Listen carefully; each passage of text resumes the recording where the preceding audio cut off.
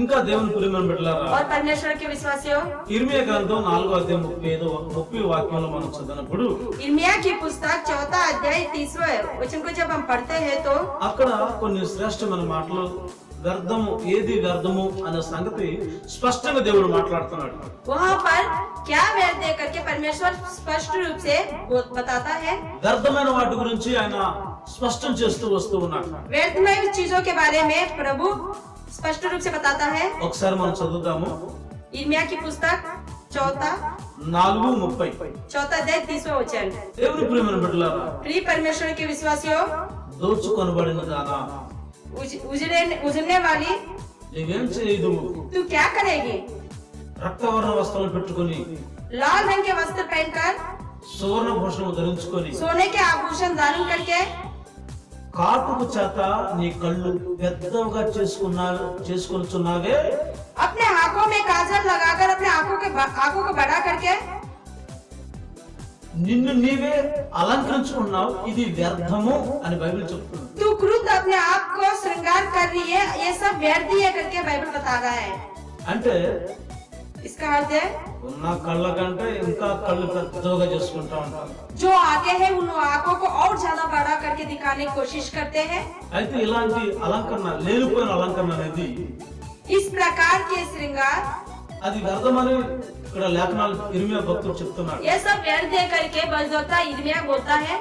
ఈ సౌందర్యము, అలంకరణ, అందము, మోసం, సౌందర్యం వ్యర్థమని ఒక పక్కన బైబిల్ చెప్తుంది. ये सब सौंदर्य व्यर्थ है करके एक प्रकार से बाइबल बता रहा है। అందం అంటే నేచురల్ గా దేవుడు ఇచ్చేది అందం. सौंदर्य साधारण रूप से परमेश्वर के द्वारा दिया हुआ है। సౌందర్యం అంటే మనం చేసుకున్న డెకరేషన్. सौंदर्य जो अपने आप खुद उसका श्रृंगार करते हैं, ఇది వ్యర్థము అని ఇర్మియా భక్తుడు చెప్తున్నాడు. ये सब व्यर्थ है करके इर्मिया भविष्यवक्ता बोलता है। కన్నులు పెద్దగా చేసుకుంటారు, काजल के द्वारा अपने आंखों को बड़ा करने की कोशिश करते हैं। ఈ అలంకరించుకొని మితిమీరిన అలంకరణ చేసుకొని వాళ్ళ జీవితాల్లో వ్యర్థమైన కార్యాల్లో పాల్పొంపులు పొందుతూ ఉంటారు. अपने शरीर का हद से ज्यादा श्रृंगार करते हैं। ఇవన్నీ లోకస్తులు వాళ్ళ ఆరంభ జీవితాలతో చేసే వారి యొక్క కార్యకలాపాలు ఇవి. ये सब सांसारिक रूप से संसार में अपना जीवन यापन करने वाले लोगों का काम है।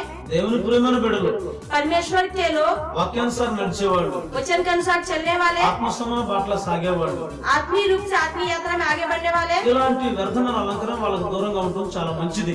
ये सब व्यर्थ बातों से, जो व्यर्थ रूप से श्रृंगार करती इन सारी बातों से दूर रहना उनके लिए अच्छा है। అది దేవుడు ఇష్టపడటం లేదు. ये सब परमेश्वर को अच्छा नहीं लगता। అది వ్యర్థమని స్పష్టం ये सब చేస్తున్నాడు. व्यर्थ दे करके स्पष्ट रूप से बताता है। కనుక ప్రియమైన దేవుని బిడ్డలారా, इसलिए प्रिय परमेश्वर के लोगों, మనము వ్యర్థమైనటువంటి అలంకరణ మనం దూరం చేసుకోవాలి. व्यर्थ में ही श्रृंगार हमें अपने आप से दूर रखना है। మనం ఆత్మస్వరం సంబంధమైన అలంకరణ కలిగి ఉండాలి. हमें आत्मीय श्रृंगार करके रहना है। గుణము అని అక్షయ అలంకారాన్ని మనం ధరించుకోవాలి. गुण नामक अक्षय श्रृंगार का धारण करके रहना है। వెండి బంగారంతో కూడినటువంటి అక్షయమైన అలంకరణ కాదు కానీ అక్షయమైన అలంకరణ మనం ధరించుకొని ఉండాలి. सोने चांदी नामक नाश होने वाली श्रृंगार को नहीं अक्षय, ఇట్లా వ్యర్థమైన అలంకరణ మనం పక్కన పెట్టాలి. इस प्रकार व्यर्थ रूप से श्रृंगार करने वाली बातों को दूर रखना है। అప్పుడు దేవుని అనుగ్రహం మన మీద ఉంటుంది. तब परमेश्वर की दया और कृपा हम पर बना रहेगा। హల్లెలూయా. हालेलुया। ఇంకా లేఖనాల్లో మనం సెలవిచ్చినప్పుడు और वचन में जब हम देखते हैं, ఇక్కడ సమూయేలు 2వ గ్రంథము 17వ అధ్యాయము 14వ వాక్యంలో ఒక మాట రాయబడి ఉన్నది. शमूएल की पुस्तक 17 अध्याय 14वें वचन को जब हम देखते हैं तो ఇక్కడ అబ్షాలోము ఇశ్రాయేలీయులు వారు అర్కీయుడైనటువంటి హూషై చెప్పిన ఆలోచనని అహీతోపెలు చెప్పిన దానికంటే యుక్తమని వాళ్ళు ఒప్పుకొనిరి. यहाँ पर अबशालोम और यूशै की बताई हुई बातें अहीतोपेल की सम्मति से उत्तम है करके मानते हैं।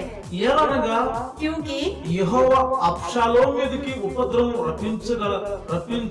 రప్పింపగలనందుకై यहोवा अबशालोम पर ఉపద్రవాన్ని తీసుకొని రావడం కోసమని क्रोध लाने के लिए అహీతోపెలు చెప్పిన మాటలు, ఆలోచనలు ఆయన వ్యర్థం చేయని నిశ్చయించుకున్నాడు. विपत्ति लाने के लिए अहीतोपेल के द्वारा कही हुई बातें అహీతోపెలు నిజమే చెప్పాడు. अहीतोपेल तो सही बोला है, కానీ అక్కడ लेकिन वहाँ पर ఈ అహీతోపెలు చెప్పిన దానికంటే है तो पेल्स की कही हुई बातों से, కూష చెప్పిన उसे बताई हुई बातें, ఆలోచనే మంచిదని వాళ్ళు అక్కడ ఒప్పుకుంటా ఉన్నారు. उसके विचार ही सम्मति के योग्य करके वह मानता है. అక్కడ वहाँ पर దేవుడు వాళ్ళ ఆలోచనలు తారుమారు చేశాడండి. यहोवा उनके विचारों को अदल बदल कर देता है. ఎందుకంటే అబ్షాలోము తన సొంత తండ్రికి వ్యతిరేకంగా లేచాడు. क्योंकि अब्शलोम अपने पिता के विरुद्ध चलता है, తండ్రి మీద వ్యతిరేకం చేస్తున్నాడు. पिता के विरुद्ध चलता है, తండ్రిని వినాశనం చేయాలని కోరుకుంటా ఉంటాడు. पिता को ही नाश करने की युक्ति चलाता है. అందుకనే దేవుడు స్వయంగా इसलिए परमेश्वर स्वयं వాళ్ళ ఆలోచనల్ని తారుమారు చేస్తూ వచ్చాడు. उनके विचारों को निष्फल करता है, వ్యర్థం చేస్తూ వచ్చాడు. व्यर्थ बनाता है. ఎవరైతే మంచిగా చెప్తున్నారో వాళ్ళు వినకుండా వేరే చెడ్డగా చెప్పేవాడిది, అబద్ధాలు చెప్పేవాడి మాటలనే వాళ్ళు వినేటట్టుగా దేవుడు చేశాడు. అక్కడ जो उत्तम बातें बोलता है उनको ना सुनते हुए जो गलत बातें बोलता है उनको सुनने के निमित्त यहोवा उन्हें बनाता है. అట్లా అక్కడ తారుమారు చేసినట్టు మనం చూస్తూ ఉన్నాం. इस प्रकार यहोवा वहाँ पर निष्फल करता है. కారణం ఏంటంటే इसका कारण है దేవుడు చెప్తున్నాడు, परमेश्वर कहता है తండ్రికి విరుద్ధంగా ఎవడైనా ఆలోచన చేస్తే వాడి ఆలోచనలు కూడా వ్యర్థమైపోతాయి. अगर कोई पिता के विरुद्ध विचार करेगा तो उसके सारे विचार व्यर्थ होगा. అలాంటి వారి ఆలోచనలు వ్యర్థం చేయడానికి దేవుడు సమర్థుడు. इस प्रकार के विचार को व्यर्थ करने की सामर्थ्य परमेश्वर रखता है. మీ తండ్రి బ్రతికుండగా తండ్రి సింహాసనానికి నువ్వు వ్యతిరేకంగా లేచి ఉన్నావు. अपने पिता की जीवित रहते ही अपने पिता के सिंहासन को पाने के लिए उसके विरुद्ध खड़ा उठता है, వ్యతిరేకమైన కార్యాలు చేస్తూ వచ్చావు. उसके विरुद्ध कार्य करता है, రాజ్యాన్ని ముక్క చెక్కలు చేయాలని ఆశపడుతున్నావు. राज्य पर युद्ध करने और उन्हें तोड़ने के लिए रहता है. ఇలాంటి తండ్రికి వ్యతిరేకమైన ఏ ఆలోచనలు ఉన్నా అవన్నీ వ్యర్థపరచబడుతూనే ఉంటాయి. इस प्रकार पिता के विरुद्ध में रहने वाले हर विचार व्यर्थ होगा. ఈ రోజు దేవుని ప్రియమైనట్లుగా మీ జీవితంలో కూడా మీకు ఒక భూమిని జన్మనిచ్చిన తండ్రి కూడా ఉన్నాడు.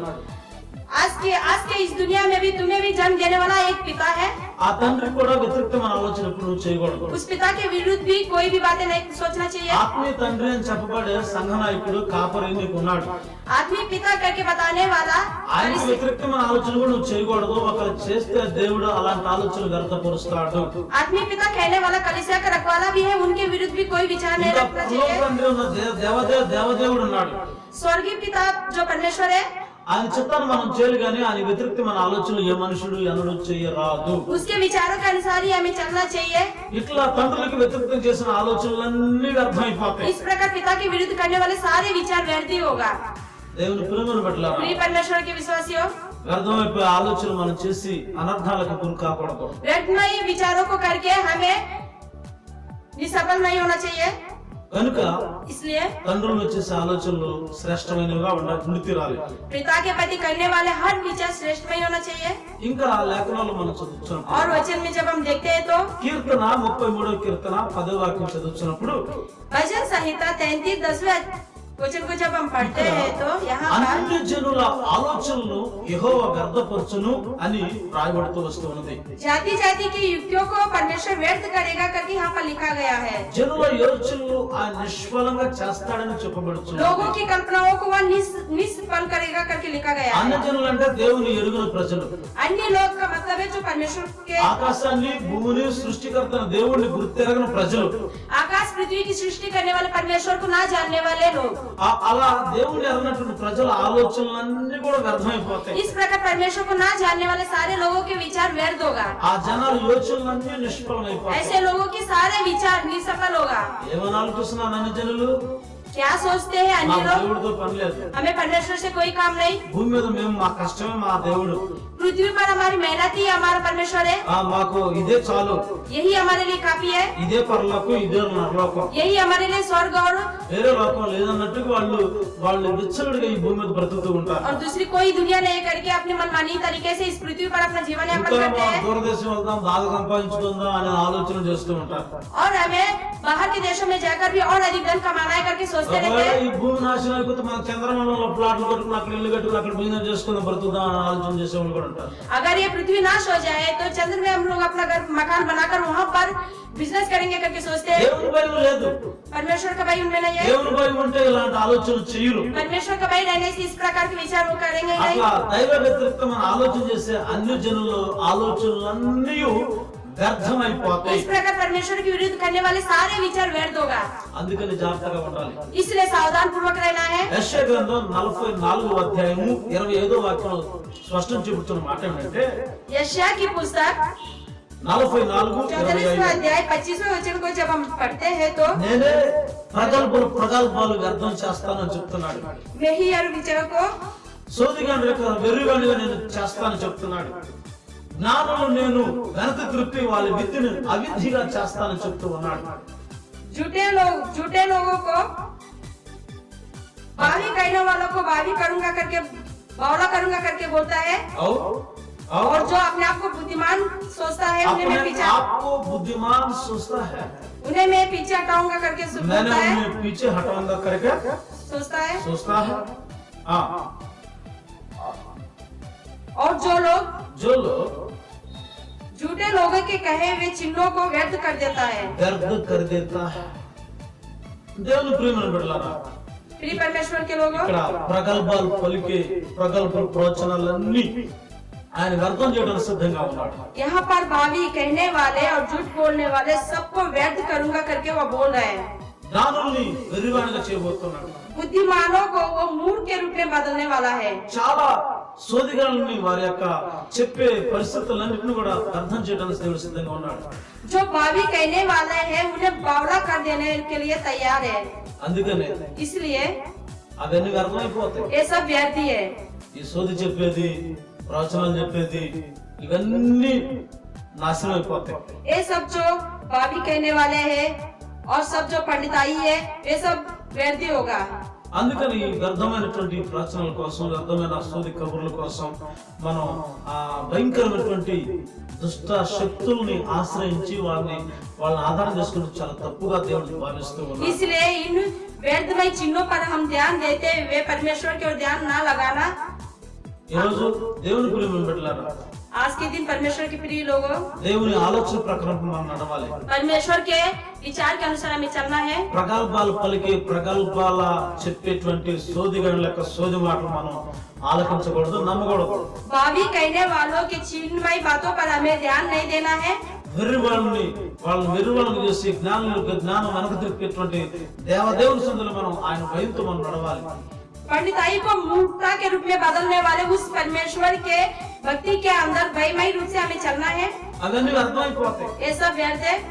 అందుకని వ్యర్థమైన ప్రవచనాలు, వ్యర్థమైన కార్యకలాపాలకు మనం మనసు పెట్టకూడదు. इसलिए व्यर्थमय चिन्हों पर हमें ध्यान नहीं देना चाहिए। ఈ విషయాన్ని గుర్తుపెట్టి విశ్వాస యాత్రలో మనం చిన్నదానికి పెద్దానికి ఎవరు సోది చెప్తారా, ఎవరు ప్రవచనాలు పలుకుతారా, ఎవరు ఏది పలుకుతారా, ఎవరు జ్ఞానులు అని చెప్పి వెదకటం మానేయండి.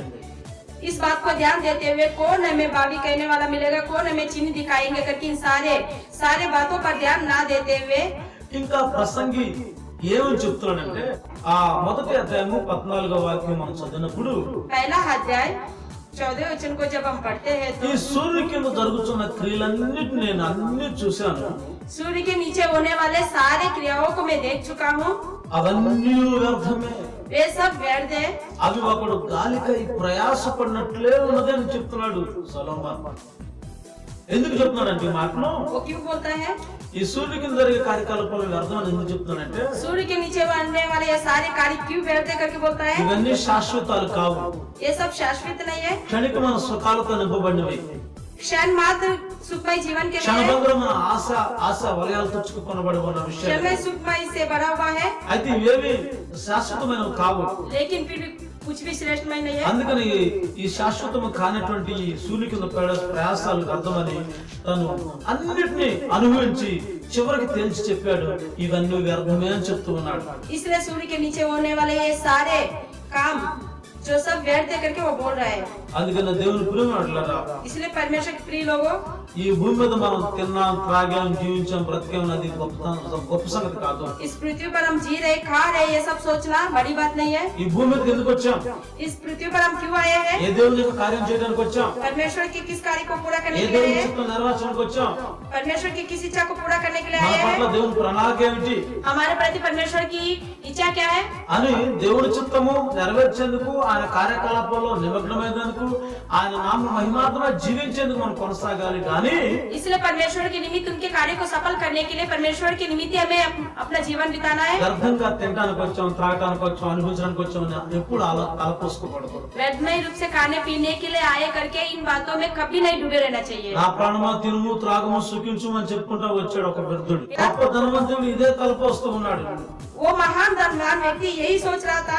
అందుకనే దేవదేవుడు తన భక్తుల ద్వారా నియమించి చెప్పేదంటే ఈ సూర్యుని కింద మానవ ప్రయాసాలన్నీ వ్యర్థమే।